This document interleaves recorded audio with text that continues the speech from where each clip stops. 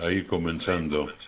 Eh, en el curso de esta semana me enteré, la verdad no lo sabía, de que el día viernes 8 es feriado, feriado con fines turísticos.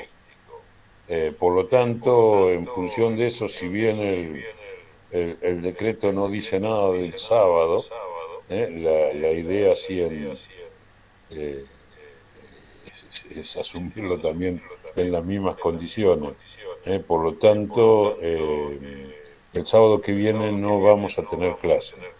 Nos vamos a adherir al feriado turístico si es que alguno de ustedes tiene ganas y si no les servirá para ponerse al día, los que no estén al día. Este hecho me obliga, yo tenía previsto tomar el primer parcial el día 16 de octubre, me obliga a postergarlo para el día 23 de octubre. O sea, estoy avisando, primer parcial 23 de octubre. Requisito, para poder rendir el parcial, que estén todos los trabajos presentados, las actividades. ¿Qué es lo que estoy diciendo? Hay cuatro grupos, cinco que están al día con los trabajos, al resto tendría esta alternativa de esta semana y la que viene como para presentar los trabajos que están demorados. Si esos trabajos para el 16 de octubre, 8 y 7 para el 15 de octubre no están, prácticamente no tendrían la posibilidad de rendir el primer parcial.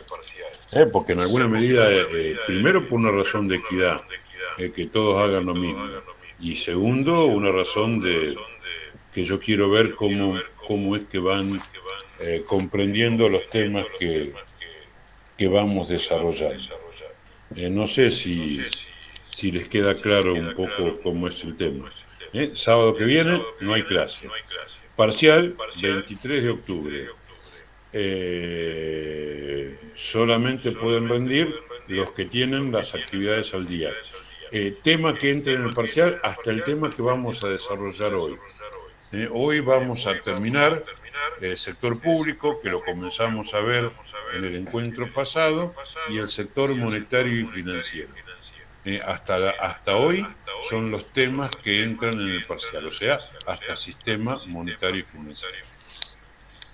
El día 15, el 15 creo que es sábado 15, vamos a desarrollar un tema nuevo, que es formación de precio, pero que ya va a entrar para el segundo parcial, no va a entrar en este, y nos vamos a dedicar un tiempo a evacuar dudas que pudieran existir alrededor del parcial. Por lo tanto, es el momento donde ustedes pueden hacerme las preguntas que consideren conveniente desde el punto de vista de los contenidos que entran en el parcial. Profe, consulta, Sí. ¿de qué estilo va a ser el parcial? Bueno, ¿De hacia trabajo eso que iba. se yo y desarrollo? El parcial va a ser más que todo de contenidos, una evaluación sobre contenidos. El parcial, digamos, como todos los sábados, ustedes van a entrar a las 8 de la mañana al aula virtual. Va a haber un link como para tener una charla de 5 minutos previo y después habrá una carpeta. En cada carpeta, cada uno de ustedes encontrará un archivo en Word con el nombre personal de cada uno. Yo hago el parcial por tema, como si hubiese sido presencial. Y en alguna medida asigno los temas, no, o sea, presencialmente era como estaba sentado cada uno, aquí lo hago por orden alfabético. Con lo cual casi seguro que acá tendrá el tema uno y así sucesivamente los distintos temas. Tendrán el parcial, bueno, ahí encontrarán ese archivo en Word En esos 5 minutos deberán leer las consignas para, digamos, preguntarme alguna duda que implique algún tipo de consigna. Esto es importante. Normalmente la ansiedad que cada uno trae al parcial hace que no le preste atención a leer las consignas. Leo la primera y me pongo a escribir. Pero en estos temas, o sea, en los presenciales, eso no es problema porque yo estoy allí. Pero acá en estas evaluaciones parciales, yo después de esos primeros 5 o 10 minutos me voy. Y ustedes tendrán una hora para responder las preguntas. La restricción que tienen es de tiempo. Es de tiempo, o sea que el parcial pueden hacerlo con el material a la vista. Pero si ustedes no estudiaron previamente, el tiempo no les va a alcanzar para ubicar en los apuntes las preguntas en cuestión. Por eso, más allá de eso, o sea, hay que estar estudiando, ¿no? O sea, hay que tenerlo visto a los distintos temas. El parcial tiene una segunda parte que posiblemente yo lo programe, que es unas pequeñas entrevistas a posteriori del escrito. O sea, en función de los que estén presentes haciendo el escrito, cuando terminen el escrito, no solo tendrán que entregarlo en una carpeta que tendrá programado el tiempo de cierre, sino habrá un listadito ahí, otro Word con un listado, o un Excel con un listado, donde estará el horario de la entrevista de cada uno, en el mismo link que se usó a la mañana. La entrevista va a ser sobre los temas, en principio sobre los temas que están previstos en el parcial, ¿no? O sea, que escribieron ya en el parcial. No sé si quieren hacer alguna pregunta más.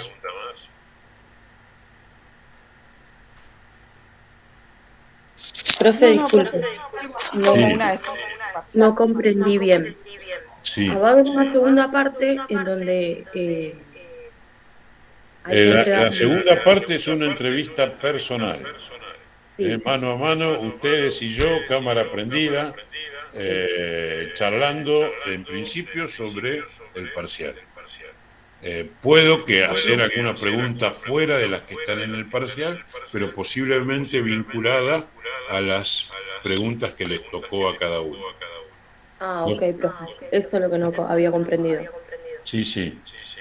Alicia, querías preguntar algo. No, profe, solamente preguntarle si es algo así como la defensa del parcial. Sí, más que todo, más que la defensa, evacuar algún tipo de dudas.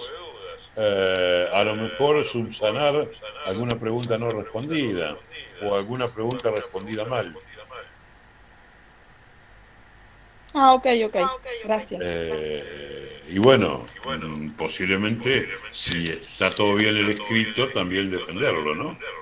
O sea, yo comprender, o sea, darme cuenta que lo que escribieron lo están comprendiendo.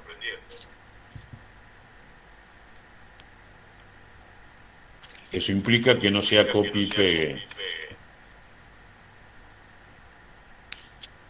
No sé, ¿alguna otra pregunta? De todas maneras, el encuentro que viene va a ser el día 15, creo que dije. Yo no me acuerdo, no tengo el calendario acá a la vista, pero creo que sí, que es el sábado 15. 16, o 16. profe. 16 era. Bueno, entonces el sábado 16. Ese día vemos Ese el día, tema vamos a ver formación de precios, en primer lugar, formación de precios que nos va a llevar alrededor de unas 2 horas, 2 horas y chirola, y después vamos a tener alguna consulta relativo al parcial. Cualquier duda que haya, también allí se puede evacuar. Nunca desdeño la alternativa del mail. O sea, si algunos algo quieren preguntar por mail, lo pueden hacer. ¿Alguna pregunta más?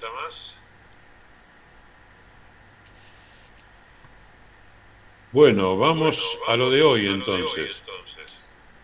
Nos había quedado, les invito, o sea, creo que entraron todos por el tema 7, que pasemos al tema 6. El tema 6 era sector público. Y aquí habíamos visto los dos primeros videos. Nos quedan por ver los otros dos. Entonces, veamos sector público finanzas y sector público impactos. Son unos 25 minutos, así que vamos hasta las 8:45. 8:45, volvemos a charlar aquí. Ok. Bueno.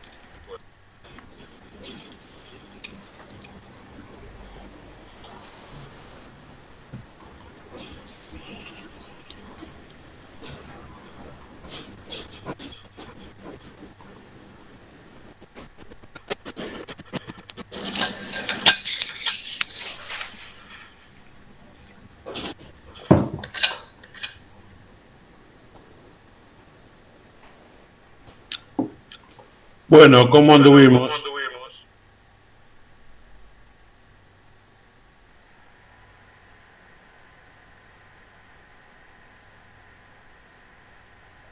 ¿Se terminaron de ver los videos? Sí, bien, bastante claro. Sí, sí. ¿Alguna pregunta, algún comentario, algo que no se haya entendido? Yo, profe, le quería hacer una consulta, pero era más Sí. que nada del tema del IVA. Si, o sea, de cuándo se impuso y si siempre fue así. El IVA en nuestra legislación viene de los años 60, 70, creo que sobre la década del 70. Arrancó siendo un impuesto con una tasa muy baja, creo que originariamente era del 13%, que ya para un impuesto como el IVA es alta. Después, en sucesivas crisis, se fue aumentando las tasas y nunca bajó. Quedó siempre por allá arriba. Es posiblemente, digamos, si bien todo el mundo negrea IVA, y esto es algo conocido, sigue siendo un impuesto relativamente fácil de recaudar.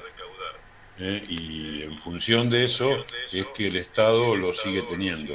Y cada vez que aparece una crisis, hay una tendencia a aumentar la tasa, lo cual es gravísimo.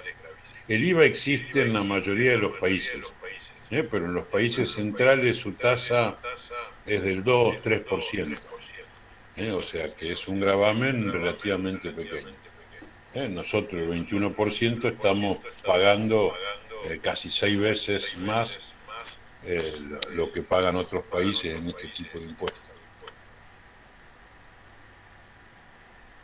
Sí, tal vez tenga que ver también con lo que vos decís de negreo que se hace, ¿o no?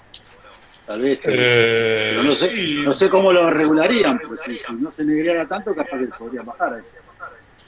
Mira, no negrear implica, o sea, una decisión política muy fuerte de salir a apretar,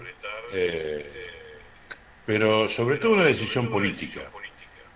O sea, el tema es que muchas veces esa decisión política puede implicar pérdida de voto y la mayoría de las veces no termina ejerciéndose. Me estoy tratando de acordar, Alfonsín, digamos, siempre que asumía un gobierno, trató de plantear cómo iba a arreglar el déficit fiscal. Y Alfonsín había dicho que no iba a aumentar los impuestos, que simplemente iba a controlar la evasión. creo que Cavallo dijo lo mismo y al final el control no anduvo. Al final, creo que De la Rúa también planteó la posibilidad. Si uno endureciera la postura y saliera a cobrar lo que realmente debería pagar en función del sistema tributario, es posible que no necesite aumentar impuestos. Es más, hasta es posible que se podría llegar a bajar o modificar alguno de los impuestos. Pero implica una decisión importante de salir a controlar y estar encima de los circuitos económicos y castigar severamente a los que los encontrás. No una multita de chaucho y palito, sino severamente a los que los enganchás trabajando en negro. Porque de entrada, o sea, esto es, hay un viejo dicho que viene de la Edad Media, que decía, a Dios rogando y con el mazo dando. A Dios rogando, ¿qué significa? Tratar de aleccionar durante un buen tiempo que no se vada. La segunda es el palo. O sea, el mazo, el basto, salir a reprimir a todo el que vada. Pero bueno, es lo que tenemos. No sé si hay alguna otra pregunta, porque tengo unos datos más actualizados. Profe, yo quería preguntarle, o sea, tenía dos dudas. Sí. Primero con lo del Banco Central, o sea, es autónomo, pero ¿quién designa como al que dirige el Banco Central? Y después lo de los paraísos fiscales, o sea, también eso, como el IVA, ¿no? Se sabe también lo del IVA, esto de que se negrea, lo de los paraísos fiscales es lo mismo, o sea, se sabe que corre dinero ilegal, pero no, o sea, no entendí eso, eso como que no me cerró, porque se sabe que No, se bueno, sabe. el tema de los paraísos fiscales después lo vamos a ver un poco más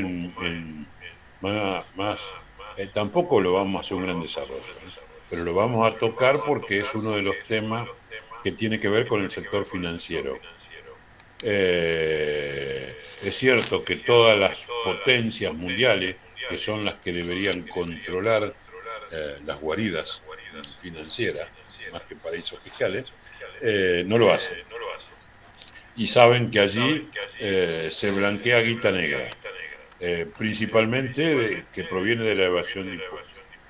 ¿Es porque no, o sea, no cuentan con políticas que se regulen, digamos, eso, o No les directamente interesa. como de libre? Ah, A las grandes potencias no les interesa. De hecho, Estados Unidos, uno de los Estados Unidos, que es Delaware, es la principal guarida financiera.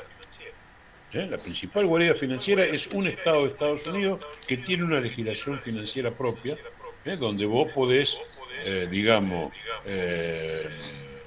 depositar dinero sin aclarar cuál es el origen de ese dinero, ni nada por el estilo, ¿no? Y donde normalmente todo se maneja a través de lo que se llaman las empresas offshore, o sea, sociedades que se constituyen prácticamente sin capital, y que se constituyen tipo mamusca, creo que se llama, cuando viene un muñeco adentro de otro. Bueno, estas son sociedades que también están constituidas una dentro de otro, de manera que si vos querés seguir el hilo de dónde vino ese capital, en algún momento te perdés. En algún momento te perdés. Pero bueno, esa era una. Y el otro que era... lo del Banco Central. El Banco Central es autónomo por su carta orgánica. El presidente del Banco Central, para garantizar esa autonomía, se tiene que designar con acuerdo del Senado. En teoría, o sea, no lo puede designar directamente el Poder Ejecutivo, sino que el que lo designa es el Senado. En general, la mayoría de las veces, en el Senado hay una fuerza dominante. En esa fuerza dominante coincide con el Poder Ejecutivo, con lo cual termina siendo alguien vinculado al Poder Ejecutivo. Es uno de los grandes debates de la doctrina, si es necesario que el Banco Central sea una agencia autónoma o el Banco Central ejecute políticas acorde a la política financiera que está desarrollando quien gobierna. En la Argentina es autónoma, pero en el fondo viene funcionando de ese modo. Ustedes son jóvenes, por ahí no se acuerdan, algunos más veteranos debe haber, pero allá por el 2006, 2007, el presidente Kirchner decidió pagarle todo lo que debíamos al Fondo Monetario, para evitarnos las auditorías anuales que mandaba el fondo. Para poder pagarlo necesitó liberar guita que estaba en el Banco Central. En ese momento el presidente del Banco Central era Redrado, Martín Redrado, que había sido designado, creo que venía de la época de Dualde. Kirchner lo había sostenido.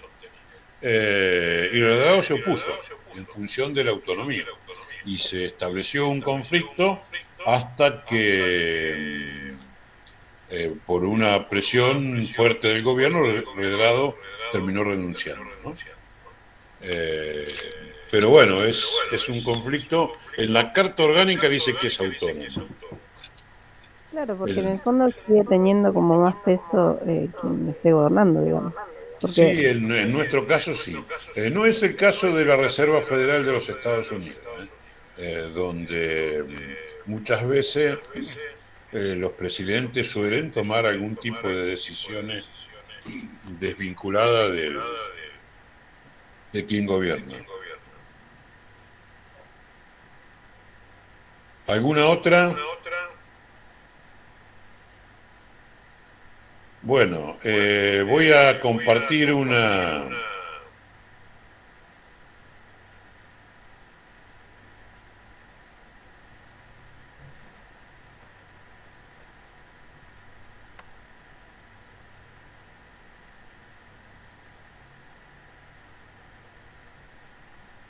¿Se ve? Sí, profe, se ve. Bueno, algunos datos actualizados. Esto está si ustedes van a la página del sector público, abajo van a encontrar un archivo, ¿cómo es? Un PowerPoint, y donde están estos elementos, que es alguna información que estaba, pero ahora actualizada. No me dio tiempo de regrabar el encuentro, ¿no? Esto es el presupuesto 2021, que está actualmente en ejecución. Si ustedes ven, primer renglón, ingresos corrientes, segundo renglón, gastos corrientes. Ya Disculpe, explicamos... profe. No se está viendo, profe. No se está viendo. No, capaz que tiene que empezar ahora sí. Ahora sí. Bueno. No puedo pasar, tengo que ir de a una. Ahora se ve. Bueno, ingresos corrientes, este monto en miles de millones de pesos. Gastos corrientes, este monto en miles, el déficit. Corriente.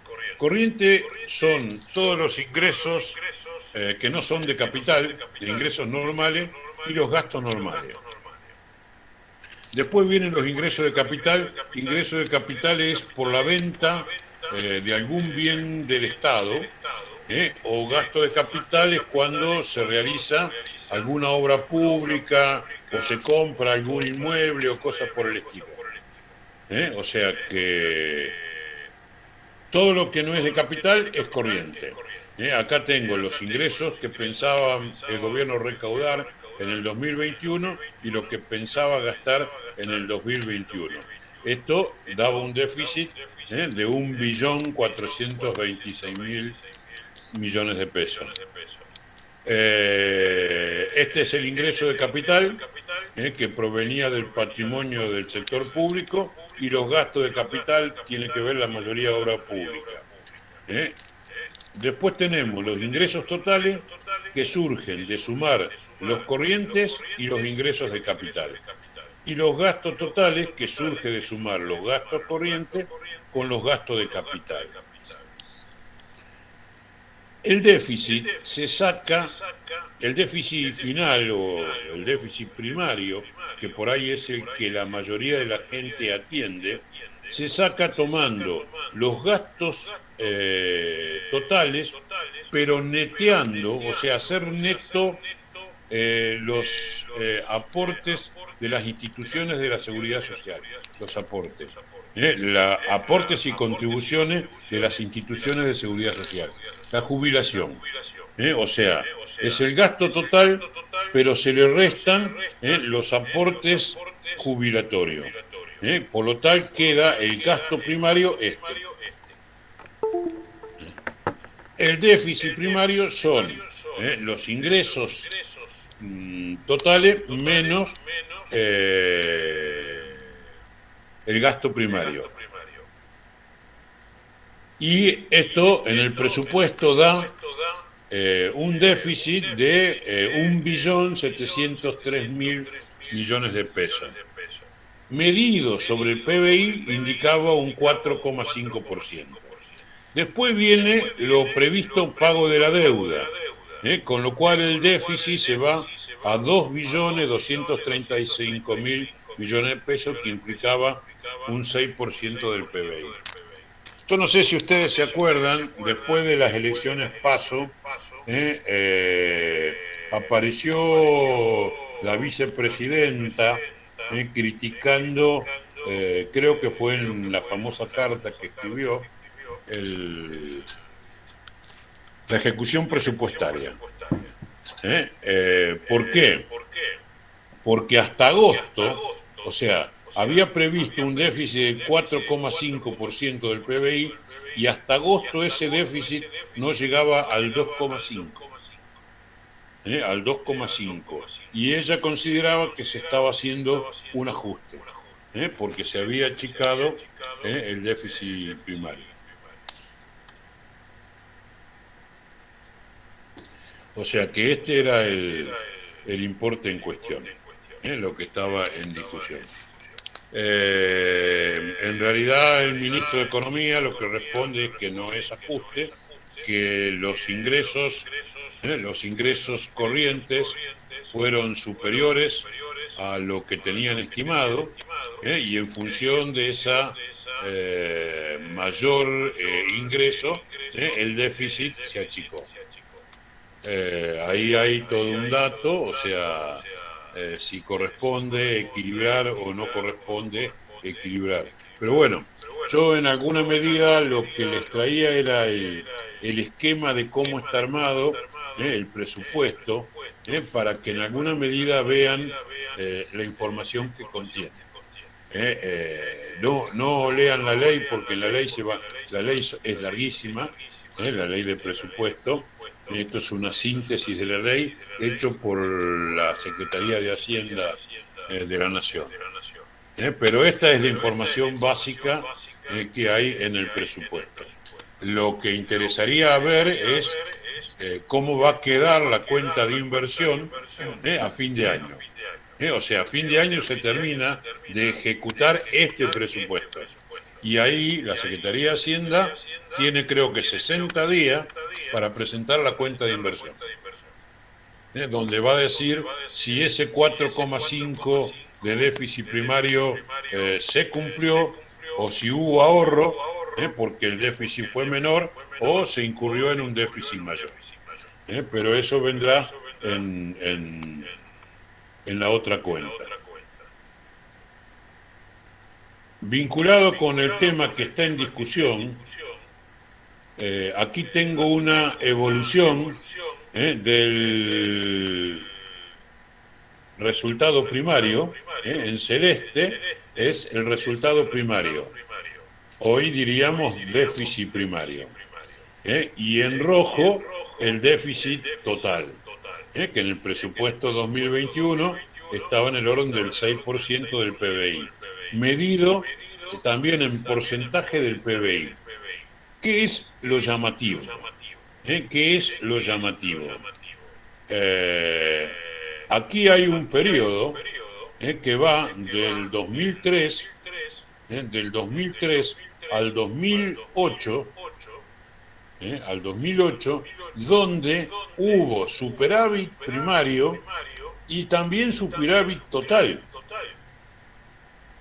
Superávit primario y también superávit total. Paradójicamente el que gobernaba era Kirchner, que siempre, yo me acuerdo, muchos periodistas los cargaban porque dice que manejaba la contabilidad del Estado con una libretita de almacén, pero lo manejó de un modo particular. Y después empezó, a partir del 2008, en alguna medida la debacle. La administración fue cada vez con mayor déficit, ¿no? Este mayor déficit estuvo centrado fundamentalmente que en el año 2009 hubo una crisis internacional. También hubo superávit en tiempos de Cavallo como ministro de Economía. Por si les interesa, algunos datos históricos.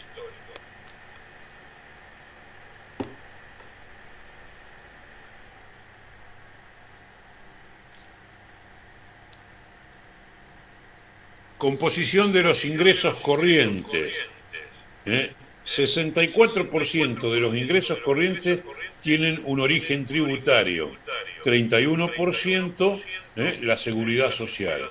Los tributos, o sea, lo que se paga, el concepto de seguridad social. Hay un 5% de otro tipo de ingreso del Estado.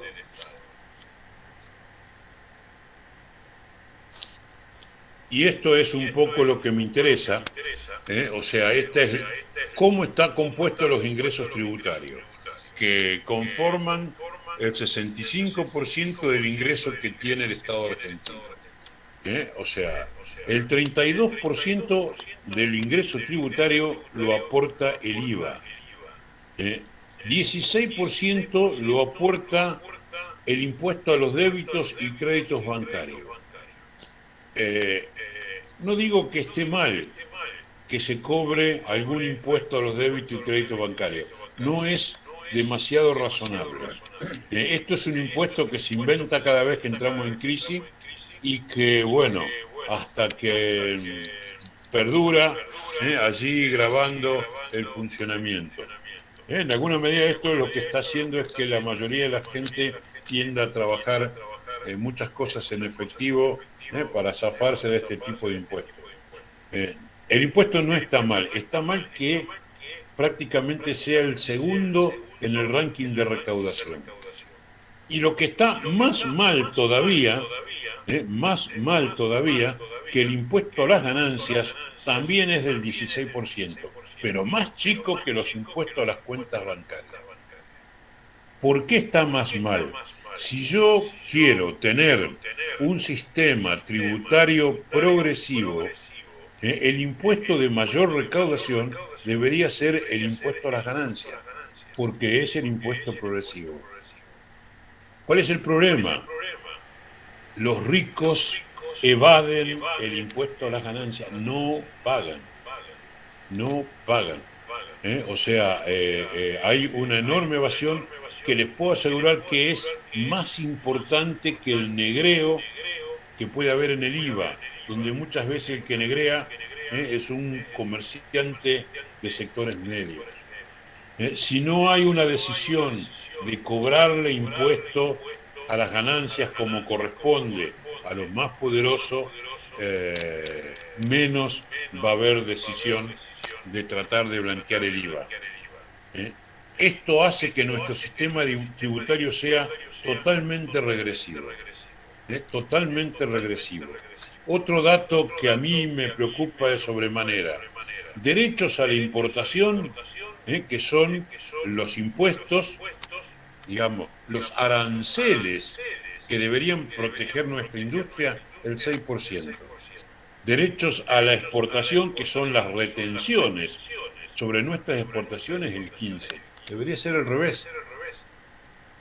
O sea, deberíamos estar cobrando mucho más aranceles. 5% de la recaudación es el impuesto país. El impuesto país es el impuesto que grava la compra de dólares oficiales. En este momento el impuesto país creo que está en el orden del 30%. Después hay una retención que es a cuenta del impuesto a las ganancias. Y el otro impuesto que también es terrible es el impuesto a los bienes personales. Bienes personales es un impuesto que uno paga según el patrimonio que tiene. 2%. En esto creo que, por lo que escuché hablar a Marcó del Pon, que es la jefa de la FIP, ha habido algún tipo de mejora. Macri rebajó casi todos los impuestos a los bienes personales. Rebajó la tasa del 1,5% al 1%. La tasa que debían pagar, y eximió un montón, o sea, levantó el piso, con lo cual fueron muy pocos los que pagaron. El impuesto a los bienes personales o impuesto al patrimonio es el impuesto a la riqueza, a lo que uno tiene. Ganancia es a lo que yo gano. Serían los dos impuestos que daría lugar a una progresividad. Por el contrario, los impuestos internos tienen el mismo efecto del IVA. El impuesto interno es, cuando ustedes fuman, van a ver que en el octavo de cigarrillo viene una estampilla. Esa estampilla es el impuesto interno que se paga por atado de cigarrillos. O cuando compran un whisky o alguna otra bebida alcohólica, también van a ver, no sé si la seguirán trayendo, pero es el modo con que se paga el impuesto interno. Y son las bebidas alcohólicas, el cigarrillo, el combustible, algunos de los bienes que pagan impuestos internos. Impuestos internos e IVA son no progresivos, porque el IVA, o sea, yo compro una lapicera y el señor más rico de la Argentina compra una lapicera y los dos vamos a pagar el mismo impuesto. Mientras que el impuesto a las ganancias yo debería pagar menos, mucho menos de lo que paga el más rico de la Argentina. ¿Cuál es el problema? Yo trabajo en relación de dependencia. Y desde el año 2001, de la crisis del 2001, incrementaron la tasa de retención sobre sueldos de un modo impresionante. Con lo cual a mí se me quedan con una parte de mi sueldo, mientras que el otro señor que gana un montón tiene todas las posibilidades de evadir. Esto es lo que hace injusto el sistema tributario argentino. Muchos dicen, no, la presión tributaria es la más alta del mundo. Ese es el mensaje de los ricos, que pagando poco quieren pagar menos.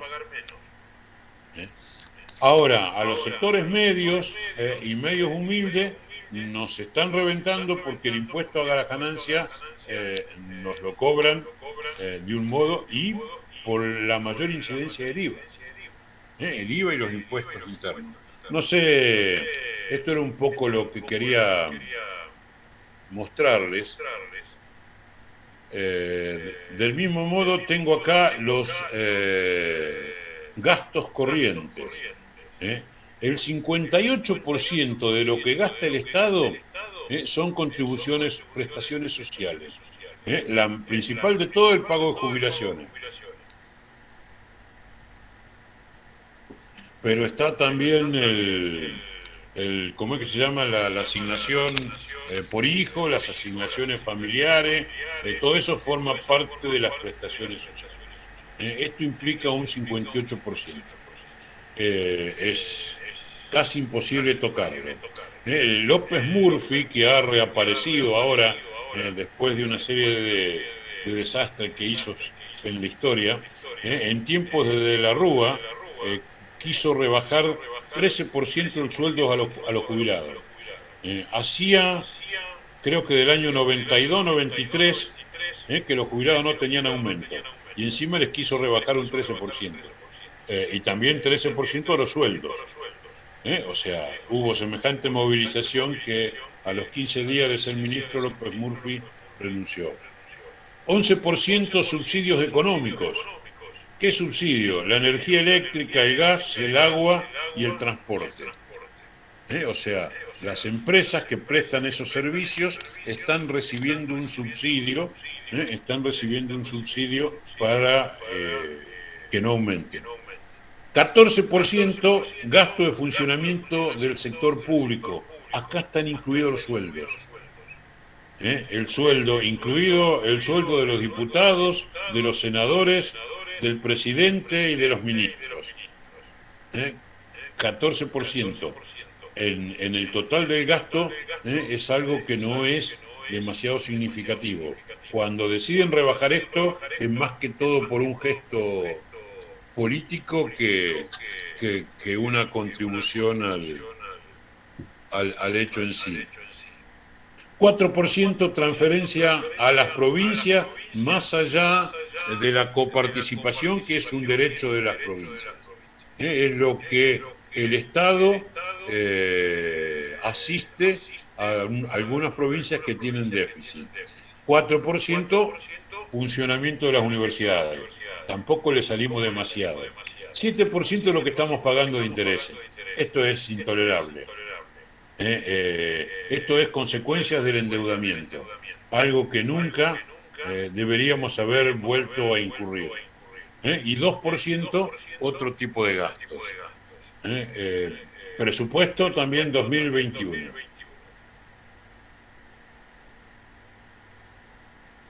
Este cuadro tiene que ver con la presión fiscal.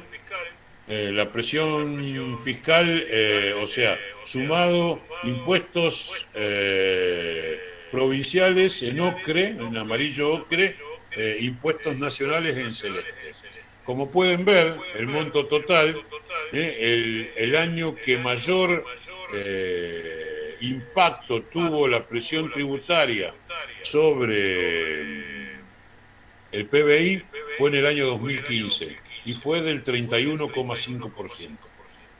Ahora vamos a ver algunos datos comparativos de otros países, que se mantiene relativamente estable entre el 28 y el 32%, lo que es la presión tributaria, el indicador presión tributaria.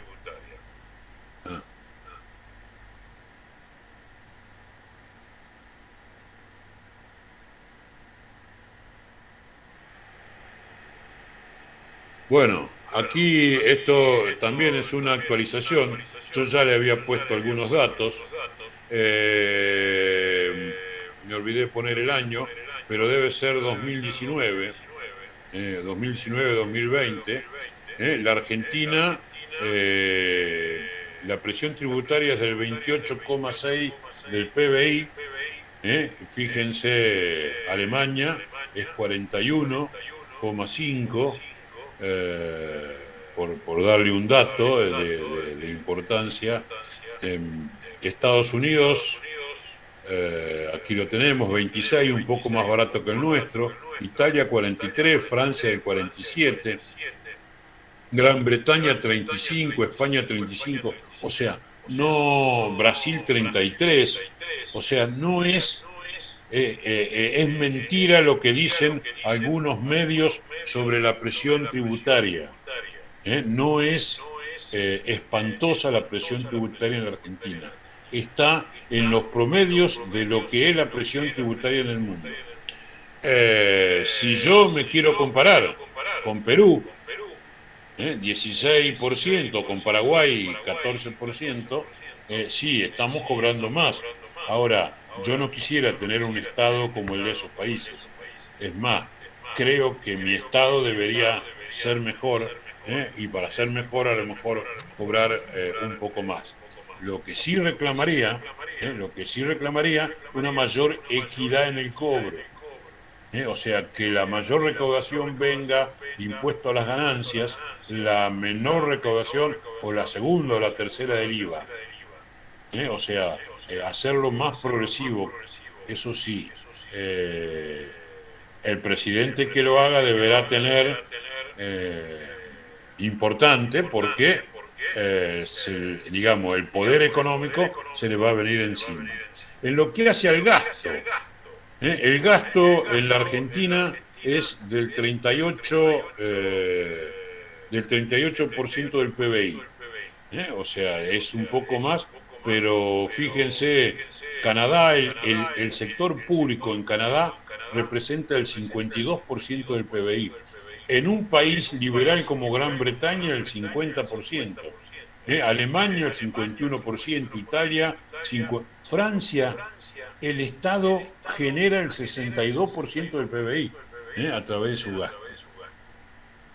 Después le puse algún porcentaje de lo que se gasta en educación, en salud y en defensa. Estos porcentajes no están medidos sobre el PBI, en los de gasto, sino sobre el total del gasto. Como para que tengan algún dato, comparen y si quieren saquen algún tipo de conclusiones. Bueno, esto era lo que tenía para mostrarles. No sé si quieren hacer alguna pregunta alrededor de esto.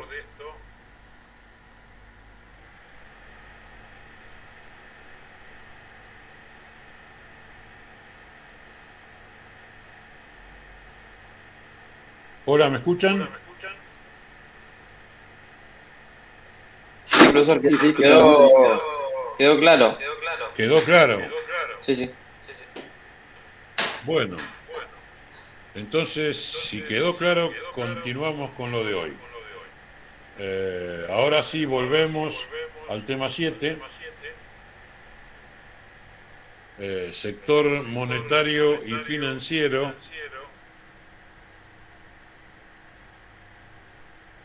Vean el primero de los videos que dice sector financiero concepto. El sector financiero concepto tarda media hora, así que vamos hasta 9:50. Ok. Bueno,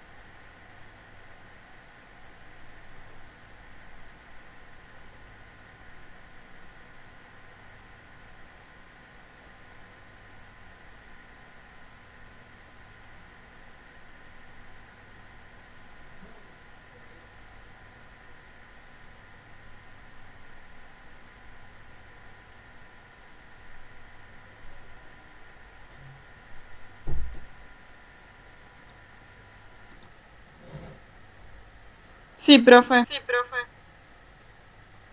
¿Algún comentario o alguna duda? ¿Algo que no se haya entendido?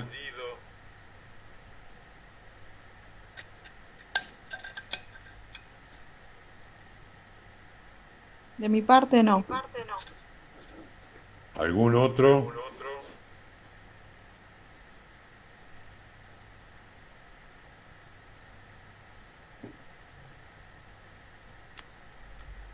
Bueno, parece que todo se entendió. Remarco algunos puntos importantes. Las funciones del dinero. Las funciones del dinero en una economía. La función más importante del dinero es servir como medio de pago o medio de cambio. Lo mismo, en el fondo es lo mismo. O sea, sin el dinero tenemos que ir al trueque y eso hubiese dificultado el intercambio entre las personas. Segunda función, unidad de cuenta. Sirve para medir el valor de los bienes y poder sumar. De lo contrario, no hubiésemos podido hacerlo. Tercera función, depósito de valor. Normalmente se ahorra en dinero, salvo cuando te lo afecta la inflación, y entonces buscamos otro elemento. Pero en teoría es una función del dinero, servir como depósito de valor, lo cual permitiría trasladar ese valor en el tiempo. Y la última función que rescata Keynes, que los libros comunes no lo toman, es facilitar la especulación. Facilitar la especulación. En función de estas, valga la redundancia, de estas funciones del dinero, Keynes dice que la demanda monetaria tiene tres componentes. La demanda transacción, que es para comprar y vender, función medio de pago, medio de cambio, que es lo mismo. La segunda función es precaución, según Keynes, es ahorro, depósito de valor del dinero.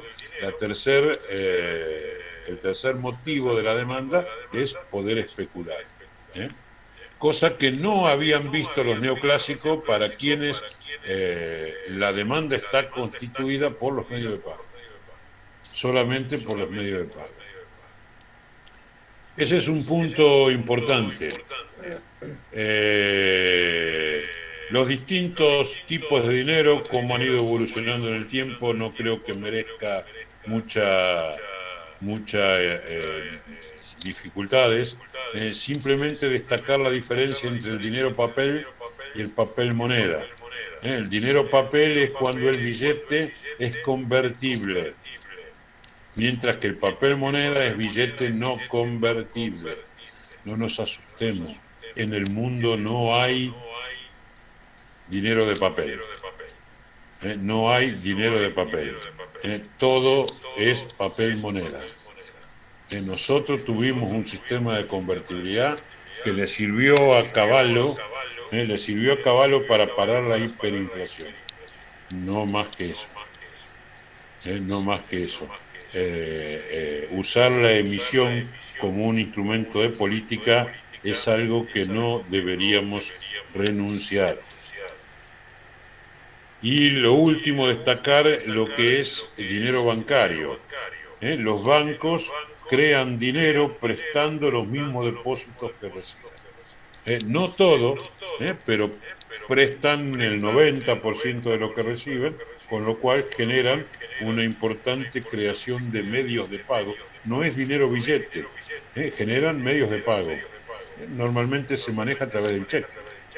Yo emito un cheque contra una cuenta bancaria y tengo un elemento de dinero.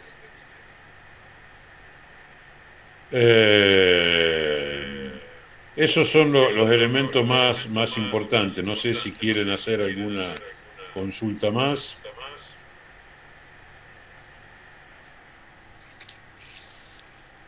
No, por ahora no. Bueno, vayamos al segundo video. El segundo video es el impacto financiero. Dice sector financiero, impactos. 25 minutos, así que vamos hasta las 10:20. 10:20, al igual que ahora, nos encontramos para evacuar. Pregunto. Aún no, todavía no nos faltan. Bueno, esperamos un poco.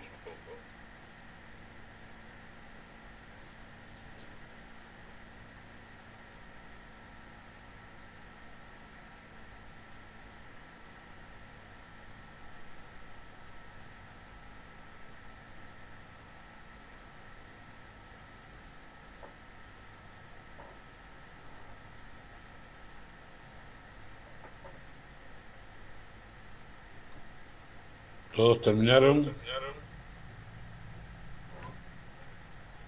Sí, sí. ¿Algún comentario, alguna pregunta, alguna consulta, alguna crítica?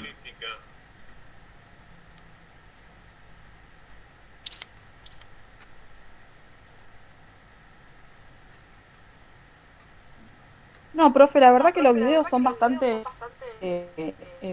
se entiende todo, más con el material de apoyo que nos envía, la verdad que es bastante entendible todo. Bueno, algunos puntos que remarco, también con vista a los trabajos, con vistas al parcial, el concepto de velocidad de circulación del dinero. Velocidad de circulación es en promedio la cantidad de veces que se utiliza ese dinero al cabo de un año, la cantidad de veces que da vuelta en la economía, la cantidad de billetes al término de un año. Se lo mide dividiendo el PBI sobre la oferta monetaria. Ese es el modo con que se lo mide, pero no es una medida del todo razonable. Sirve para dar una idea si es más o es menos. Y esto es un elemento muy importante. Si bien la medición la hacemos al cabo de un año, la velocidad de circulación no es lo mismo al cabo del año. Depende en alguna medida de las fases por las cuales esté pasando la economía. Cuando la economía entra en una fase de crisis, de depresión, todos tendemos a comprar, a gastar menos, a comprar menos, o lo imprescindible para vivir. Por lo tanto, la velocidad de circulación baja. Y por el contrario, en los momentos en que la economía se expande, que está creciendo, hay como una especie de optimismo que nos incita a gastar más. O sea, la velocidad de circulación va a tener que ver bastante con las fases del ciclo. Suele achicarse mucho cuando el ciclo está en depresión, suele acelerarse bastante cuando el ciclo está en expansión. Esto es un tema importante. Sí. ¿Cómo influye esto, profesor, en la velocidad directamente, digamos, en la economía? ¿Qué influye de que sea más lenta o más rápida? Y tiene que ver con la actividad en sí. O sea, en la fase de depresión de la economía, el dinero tiende a hacerse más escaso porque circula a menos velocidad. Y eso es un elemento que por ahí tiende a agudizar el proceso de crisis. Es por eso que en alguna medida Keynes planteó que en la crisis el Estado tenía que gastar, porque gastando el Estado incrementaría la velocidad de circulación del dinero. Esto es un poco, me adelanto, está la parte de inflación acá visto. En la parte de inflación, la explicación de los neoclásicos es a través de lo que se llama la ecuación de la teoría cuantitativa. Según los neoclásicos, en el mercado hay una oferta de dinero que es la cantidad de dinero multiplicada por la velocidad de circulación. Del otro lado de la igualdad ponen solamente la demanda de dinero por motivo transacción según Keynes, que es la demanda que hacemos para comprar bienes. O sea, la demanda de dinero sería la cantidad de bienes que se venden en una economía al cabo de año multiplicado por el nivel general de precios. Los neoclásicos ahí vienen con un segundo planteo, dice, en el corto plazo,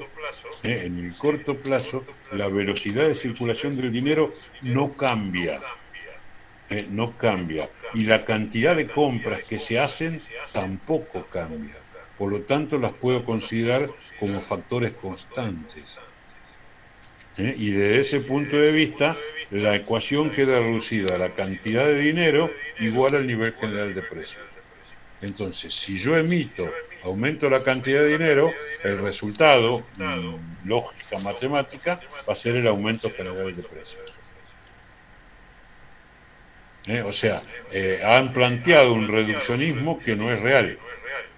¿Qué es lo que plantea los críticos al planteo del neoliberalismo? Este es el planteo del neoliberalismo. Yo emito dinero, automáticamente tengo inflación. Lo que dicen los estructuralistas y los neoestructuralistas no necesariamente es así. Hay que ver la velocidad de circulación del dinero. O sea, si yo emito, y a partir de eso, si yo emito dinero cuando estoy en crisis, no va a producirse inflación. Ahora, si yo emito dinero cuando la economía está creciendo, ahí posiblemente sí tenga inflación, porque lo estoy tomando en cuenta en alguna medida este elemento que es la velocidad de circulación del dinero. Además le hacen otro agregado. Keynes también analizó, además del motivo transacción, la necesidad de dinero que necesitamos para comprar bienes, la necesidad de dinero que necesitamos para ahorrar, al menos los que pueden ahorrar, y la cantidad de dinero que necesitamos para especular, al menos los que especulan. O sea, yo por eso les hacía hincapié, porque también no tomar en cuenta la demanda de dinero para ahorro y no tomar en cuenta la demanda de dinero para especulación es un reduccionismo de los neomonetaristas, de los neoliberales, va, en el fondo. Este es un poco el planteo. ¿Y por qué hacía hincapié en la velocidad de circulación del dinero? No sé si se entiende. Sí, profesor, a mí me quedó claro. Bueno, eso, después viene el planteo de los estructuralistas. Los estructuralistas dicen que, bueno, reconocen en determinadas circunstancias el aumento de la cantidad de dinero. O sea, cuando la economía crece, emitir, tener déficit en última instancia, es inflacionario. No así cuando estamos en crisis. Pero después hay otras causas de la inflación. Hay otras causas de la inflación, sin las cuales no se podría explicar. Y ahí hay otras causas. ¿Cuáles? El desajuste temporal entre la demanda y la oferta. O sea, la oferta no puede ajustarse a la demanda de inmediato. La oferta en el tiempo es medio rígido. ¿Por qué? Porque aumentar, si yo estoy, había que aclarar, estoy sin capacidad ociosa o tengo capacidad ociosa. Si la industria tiene capacidad ociosa, aumenta la demanda, automáticamente puede responder aumentando la producción. ¿Por qué? Porque tiene capacidad ociosa. Ahora, si estoy trabajando a full, el único modo de aumentar la oferta es invirtiendo, aumentando el tamaño de la planta, comprando equipos nuevos. Si no hay inversión, no hay aumento de la oferta. Y si, digamos, hago la inversión, la respuesta no va a ser para mañana. A lo mejor poner en marcha una nueva máquina me implica un año. En ese transcurso, la demanda está presionando sobre una oferta que no tiene capacidad de responder. Esto también genera inflación. ¿Se entiende? Profesor, hoy lo que pasó un poco es eso, ¿no? Hay capacidad ociosa, por eso aumentó la demanda, ¿no? No, hoy están aumentando la demanda, hay capacidad ociosa, con lo cual está habiendo respuesta, por lo cual este desajuste no es la explicación de la inflación. Esta causa sería la explicación de la inflación del año 2010 al 2015, aproximadamente. O sea, cuando arrancó Kirchner, había capacidad ociosa. Metió dinero para aumentar la demanda, pero la oferta fue incrementando hasta que alrededor de los 2009 llegamos a ocupar toda la capacidad ociosa. Allí había que invertir y esa inversión no apareció. Eso fue lo que decía Labaña. Hay que enfriar la economía, o sea, parar un poco la demanda porque la oferta tiene que invertir y no tiene capacidad de respuesta en lo inmediato.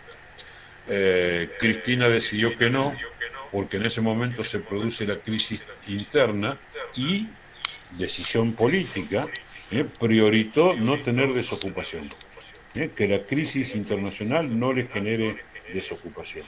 Entonces siguió emitiendo para subsidiar empresas que no despidieran personal. Pero bueno, ahí está, no es esa la explicación ahora. Otra causa de la inflación es por costos. Cuando se incrementan los costos, las empresas automáticamente van a aumentar los precios. Esto ocurrió en la época de Macri. O sea, Macri no emitió dinero. Por lo tanto, la inflación debió haberse ido a cero. ¿Pero por qué tuvo 50 y pico % de inflación? Porque aumentó, en 4 años más del 1000% el valor de la energía, el valor del petróleo, el valor... Todos estos costos de las empresas. Automáticamente fueron los precios para arriba.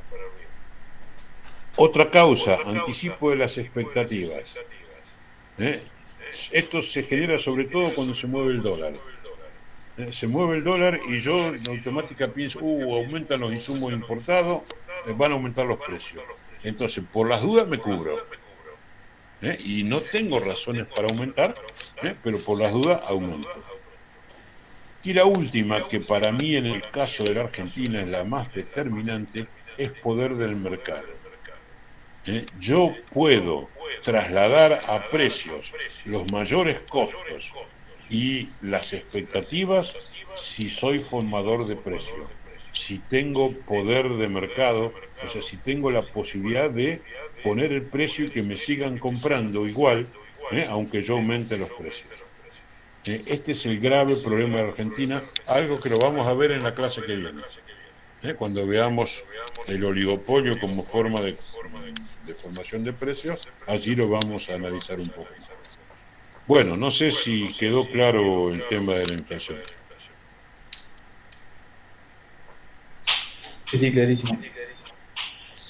Bueno, ahí en la página, les pido, hay una pregunta, que hagan un breve resumen de 10-15 renglones de un artículo publicado en Página Financiera hace 2 meses, donde 2 economistas, profesoras universitarios, explican todo este problema de la inflación.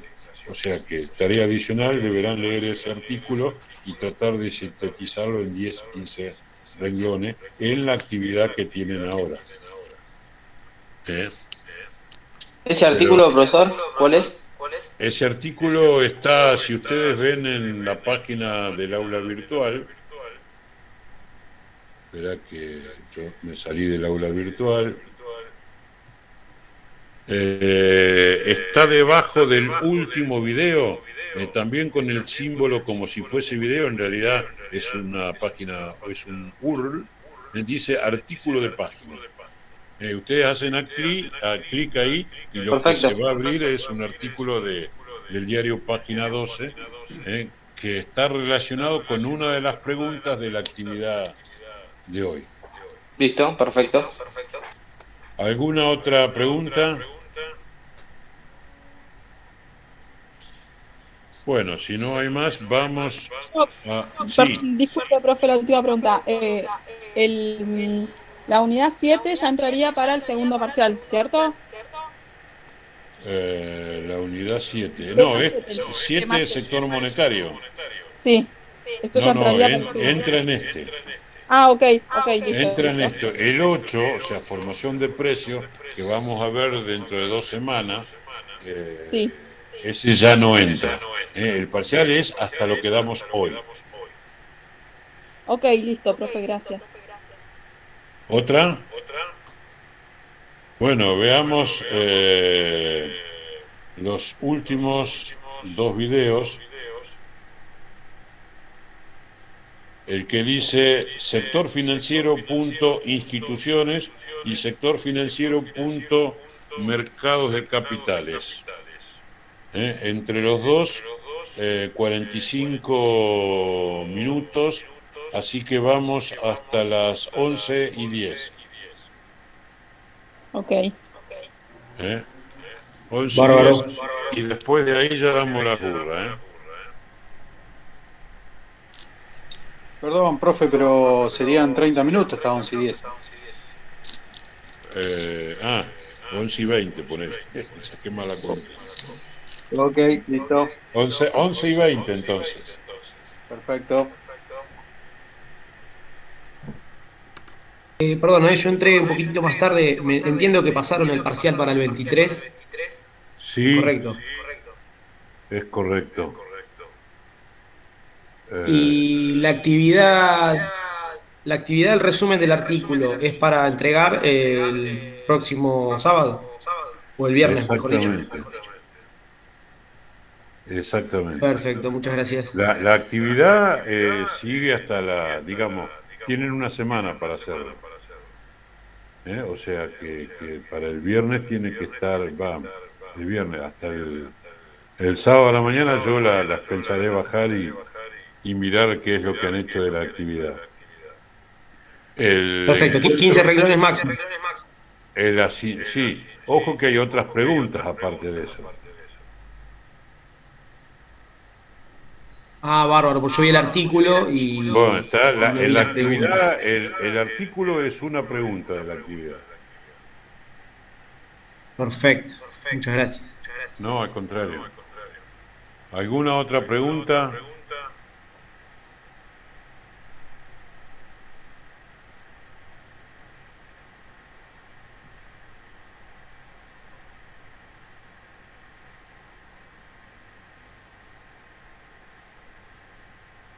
¿Se entendió todo?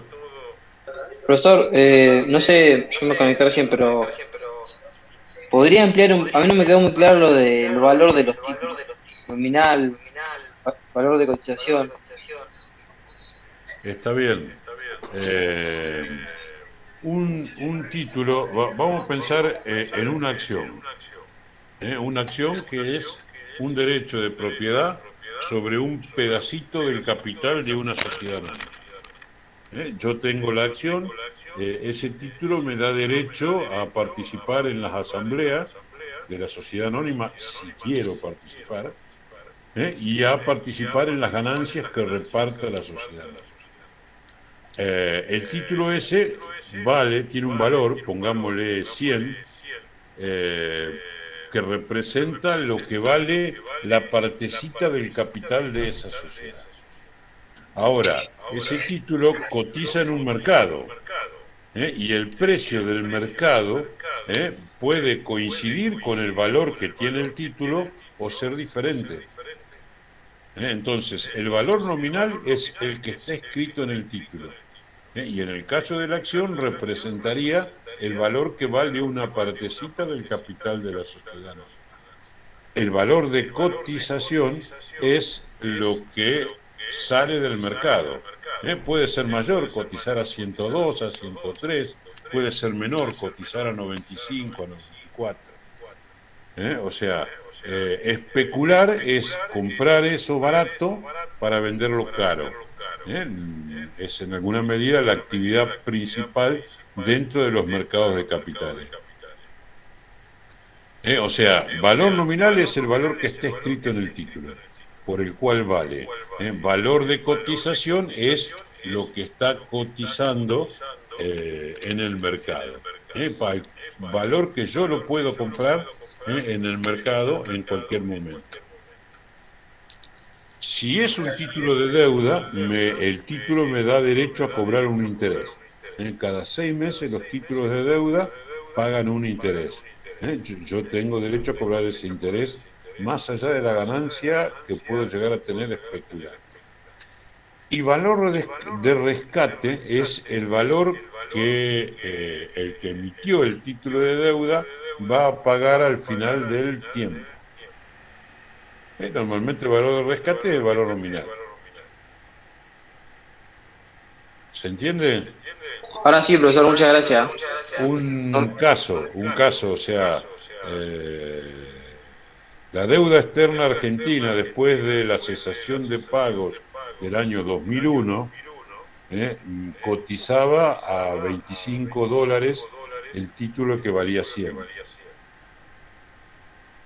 Cotizaba a $25 el título que valía 100. Kirchner les ofreció a los acreedores cambiarle ese título que cotizaba 25 o 20 por un título cuyo valor nominal era 32, 33 pesos. O sea, algunos perdían una importante cantidad de dinero, pero era lo que ya lo habían perdido, porque el título valía eso y no iba a recuperar. 92, 93% aceptó ese canje que ofreció Kirchner. Hubo un 7% que había comprado un fondo buitre.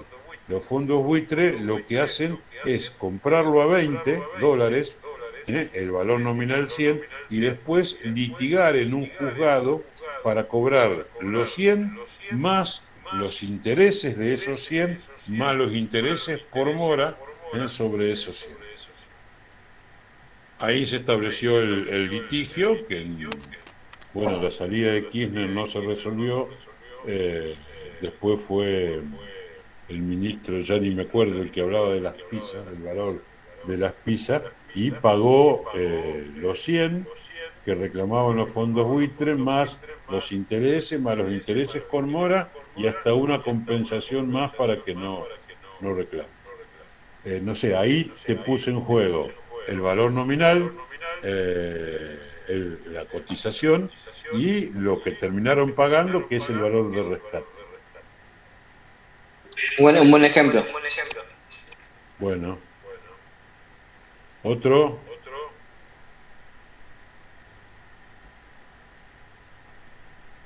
Lo que tiene que quedar en claro, o sea, el mercado de capitales es un lugar, un ámbito, donde van algunas personas que son ahorristas y a tratar de, digamos, en vez de ponerlo a plazo fijo, de obtener una ganancia. Van otros que son los que van a prestar plata, los ahorristas van a prestar plata. Los tomadores de crédito, o sea, que son los que emiten el título de crédito, o el Estado que emite el título de crédito, entonces el ahorrista con sus ahorros compra un título de deuda de la Argentina o un título de deuda de una empresa y se transformó en acreedor de esa empresa, ganando lo que la empresa paga de interés o el gobierno paga de interés. O sea, generalmente un poquito más alto que el valor de mercado. ¿Por qué? Porque que el plazo fijo, quiero decir. Lo que estás expuesto es que te baje el valor de cotización y no recupere a lo mejor el total del ahorro que vos pusiste en juego. Y después están los especuladores, que son los que tienen bastante para bancarse y que cuando ellos presumen que va a aumentar compra, cuando ellos presumen que va a vender, que va a bajar, venden. Y están permanentemente haciendo este tipo de negocios. Los Veblen, o sea, el institucionalista, y Keynes, un poco lo que terminaron planteando ellos es que el capitalista anterior, que compraba fierros y a partir de allí se quedaba sin plata, casi que no existía más. Lo que existe es este tipo de capitalista que se volvió especulativo. O sea, juega permanentemente con la compra y venta de títulos valores en los mercados de capitales. Y que por lo tanto la teoría de los neoclásicos no servía. No sé si les cierro un poco el...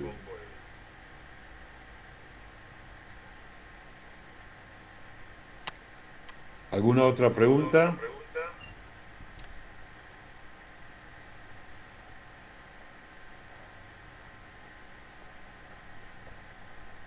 ¿Se escucha? Bueno, Sí, se escucha, profesor.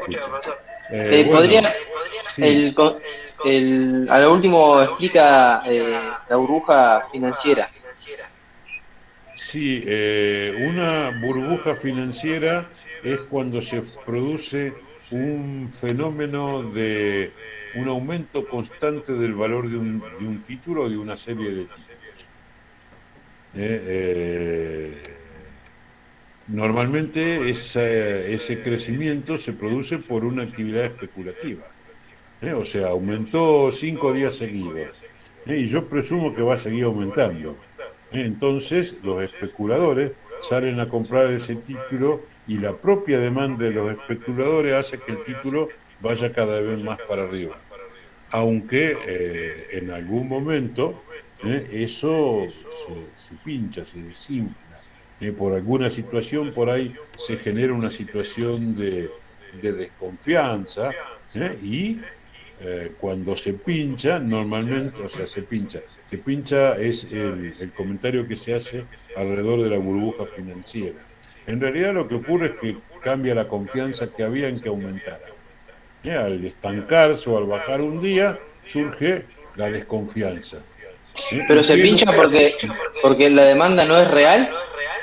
Y la demanda no es real porque estaba asociado a una actividad especulativa que siempre iba para arriba. En determinado momento eso se pierde la confianza, baja un cachito y automáticamente se produce el pánico. O sea, el pánico es cuando el especulador tiene miedo de vender. Entonces se apura, tiene miedo de perder. Se apura para vender los títulos que estaban metidos en esa burbuja. Y ahí se produce toda una caída hacia abajo. Cada vez que estalla una burbuja, se produce una caída hacia abajo. Hay un concepto que es el concepto de derivado financiero, donde el título de especulación es un valor futuro de algún commodity. Tengo derivados financieros que cotizan sobre el petróleo, que cotizan sobre soja, que cotizan. Muchas veces la burbuja se genera a partir de un aumento en el mercado físico de estos bienes. O sea, son títulos cuya cotización están basada en un bien real, no solo en un título de deuda o un título de capital como son las acciones, sino que acá están basados en una cotización de un bien concreto. La mayoría de las burbujas aparece sobre los títulos de este tipo, ¿no? La confianza se genera en que el petróleo va a seguir aumentando, pero en algún momento algo ocurrió, salió mal y dejó de aumentar, o que la soja va a seguir aumentando. En algún momento algo ocurrió, salió mal. Es famoso el caso de la crisis de los Estados Unidos en el 2008, o sea, donde la burbuja se genera sobre el valor de las viviendas. En los Estados Unidos había una demanda de vivienda importante que hizo que el precio de la vivienda empezara a aumentar. Y hay un mercado de hipotecas, donde el banco da préstamo para que compres la vivienda y te presta el 80% de la hipoteca, del valor de la vivienda. O sea, te hipoteca el 100% del valor, pero te presta, o sea, como para tener una cobertura, ¿no? O sea, te presta el 80%. En determinado momento, pensando que el aumento de las viviendas iba a seguir ocurriendo, entraron a hipotecar, o sea, te daban el 100%. Con lo cual se quedaron sin resguardo, pues dijeron, si va a seguir aumentando el valor, y en determinado momento el valor físico de las viviendas, porque era imposible que la gente siguiera comprando, porque la economía había entrado en una fase de presión, se estancó y bajó. Y cuando bajó generó pánico y todo el mundo que tenía estos títulos que eran sobre hipoteca salió a vender. con lo cual en un día bajó 30, 40%. Vos imaginate que tenés tu guita, tu ahorro de 100 pesos y de buenas a primeras de un día para otro, esos 100 pesos que vos ahorraste en toda tu vida pasaron a valer 60. Te agarra una desesperación y se refuerza aún más la salida a vender. Y eso genera toda una tendencia hacia abajo. Es lo que tiene el mercado de capitales. Hay momentos que va para arriba y momentos que va para abajo. ¿Sí? Ese es burbuja financiera. El nuevo sujeto del mundo es lo que se llaman los fondos de inversión. Los fondos de inversión son fondos que especulan, ¿no? O sea, juntan, son especie de, nosotros acá en Argentina le decimos vaquita. Hagamos una vaca para sembrar y después nos repartimos lo que surja de la cosecha. Aquí hacen una vaca grande para apostar, para especular en los mercados de capitales a nivel global. Y se va generando un paquetón de gente que pone sus ahorros en una entidad que es un fondo de inversión administrado por gente vinculado a algún tipo de banco que en su especulación compran y venden títulos, valores y acciones. Y de ese modo los fondos financieros de inversión global se van transformando en dueños de gran parte de la mayoría de las empresas que producen. O sea, esto es un elemento preocupante porque cuando vos entras en conflicto con algún fondo buitre, tenés que ese fondo buitre posiblemente tenga empresas en la Argentina y por ahí te manda a las empresas en la Argentina a correrte el dólar o te manda a las empresas argentinas aumentante los precios de la carne, o te manda en la Argentina a que un diario te salga a hacer una campaña en contra del gobierno. ¿Por qué? Porque son dueños del paquete accionario de algún diario. Entonces, te aparece toda una cuestión que es bastante problemática. Pero bueno, es la realidad en la cual estamos viviendo. No sé si hay alguna otra pregunta, por ahí yo hablé más de la cuenta. Ahí sí, por el tema de los bancos, o sea que los bancos son internacionales. Además está regulado ya en su país, el país donde está. ¿Tienen alguna otra manera, digamos, de manejarse o cómo hacen? Mira, los bancos nacieron en un país. Desde ese país se transformaron primero en multinacionales porque pusieron sucursales en otros países. Después, cuando ocurrió el tema del aumento del petróleo y de los petrodólares, esos bancos empezaron a recibir depósitos y esos depósitos, o sea, para recibir esos depósitos pagaron una tasa de interés que los obligaron a entrar en un proceso de especulación para ganar más que la tasa de interés que le estaba pagando a los jeques árabes.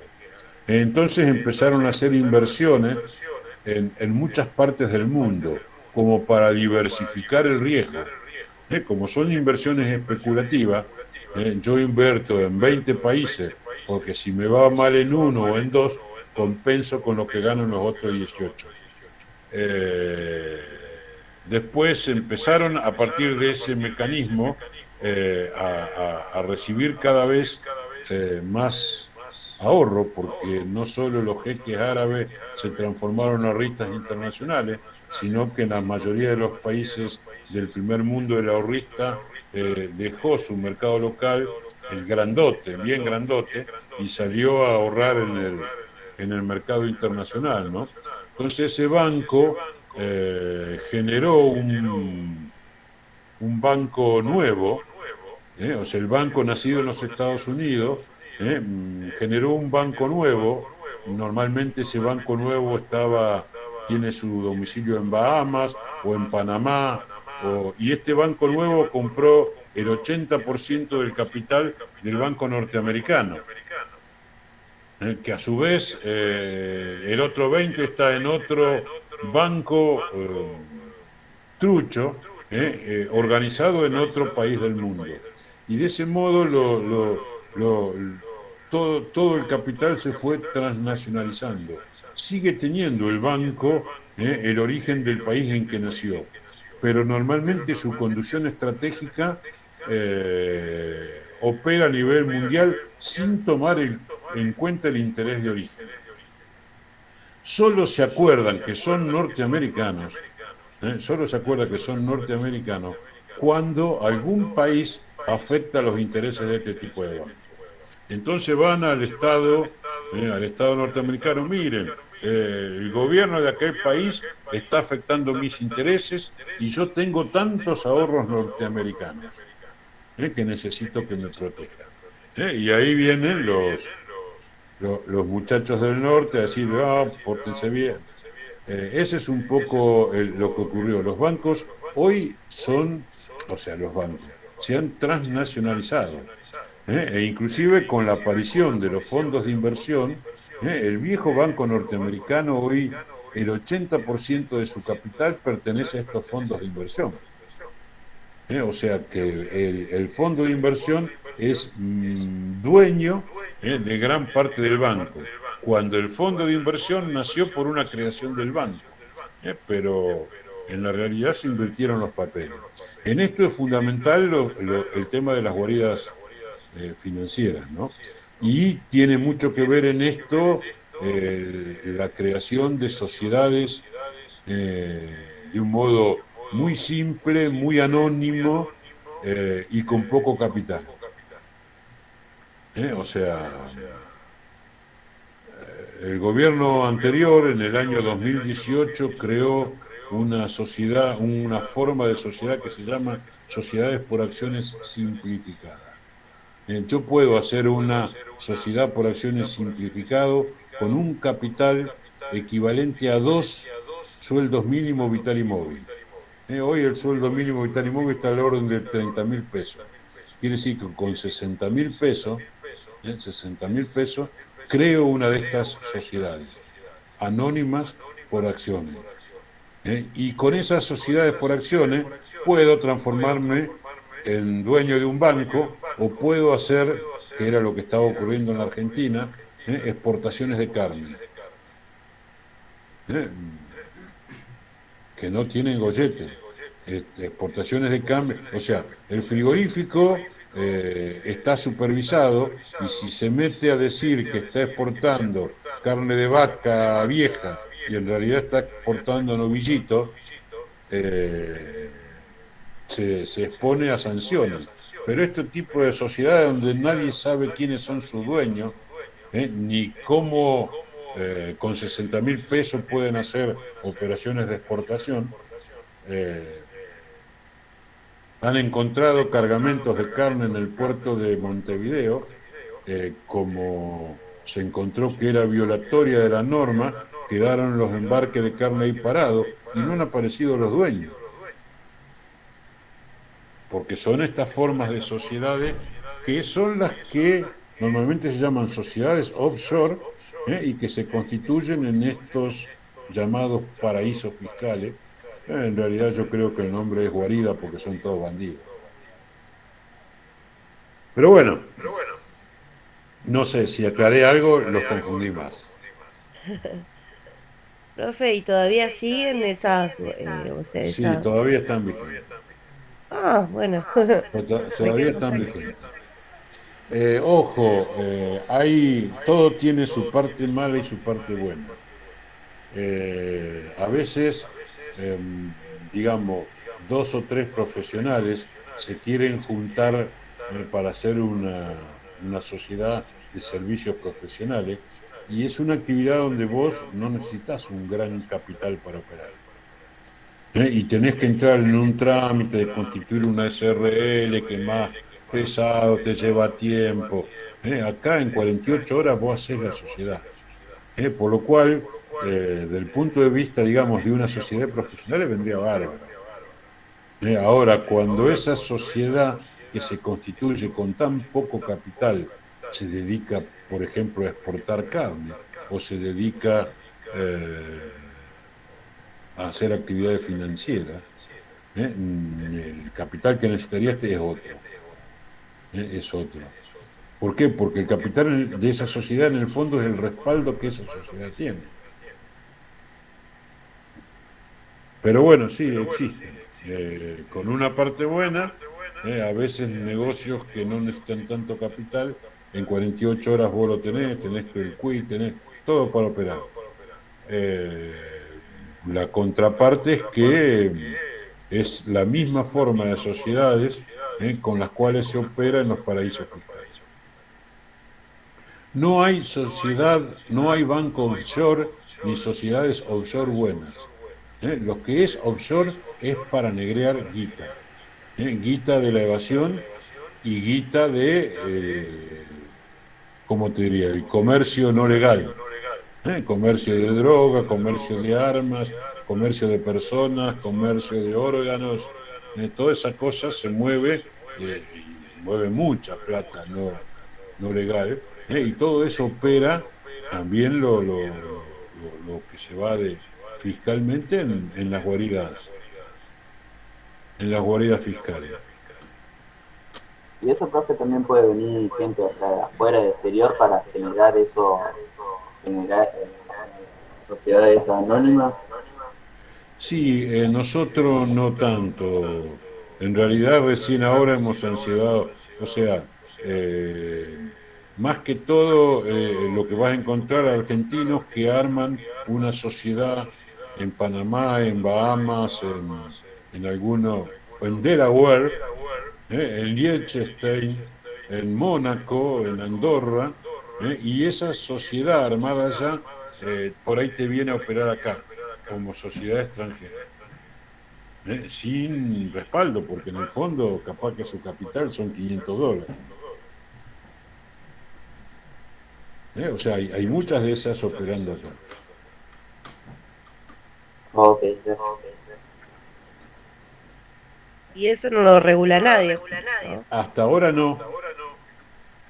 El gobierno actual, el año pasado, la Inspección General de Justicia modificó el artículo de la ley que decía como mínimo 2 sueldos mínimo vital y móvil de capital, y agregó cuando corresponda capital equivalente a la actividad. Fue cuando empezaron a detectar el negocio trucho de la carne, que es lo que hizo aumentar a valores extraordinarios el precio de la carne.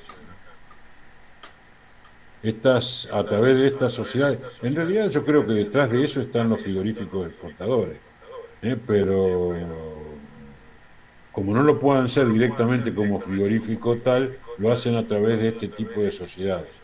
Este tipo de sociedades con 2 sueldos mínimo vital y móvil, iba y compraba novillos en el mercado de Liniers. Contrataba al frigorífico para que lo matara, lo depostara y le diera los trozos de carne que va a exportar. Y hacía la exportación diciendo que estaba exportando vaca vieja a China. Y como obligadamente los barcos tienen que salir de Montevideo, la primera exportación que hacía era Montevideo. En Montevideo cambiaban el rótulo, ponían carne de novillo, para que los chinos paguen el precio. Ellos pagaban acá la retención sobre vaca vieja, que vale 20, 30% menos, una carne que los argentinos no comemos, no tendría por qué haber incidido en el precio. Pero diciendo que era vaca vieja estaban importando carne buena, que vale mucho más. Y se quedaban por la diferencia. Y no pagaban la retención en Argentina, porque la vaca vieja creo que tiene 3% de retención y la carne de calidad tiene un 10%. Es una gran tramoya, hecha por estas sociedades donde no sabe ni siquiera quién es el dueño. Porque es una sociedad con 60.000 pesos, cuyos dueños, cuyos accionistas es otra sociedad 30.000 pesos de otra sociedad y 30.000 pesos de otra sociedad que tampoco sabe dónde salieron. A lo mejor alguna de esas vino de Liechtenstein o de Andorra. Es un mecanismo perverso, pero bueno, estamos expuestos a eso.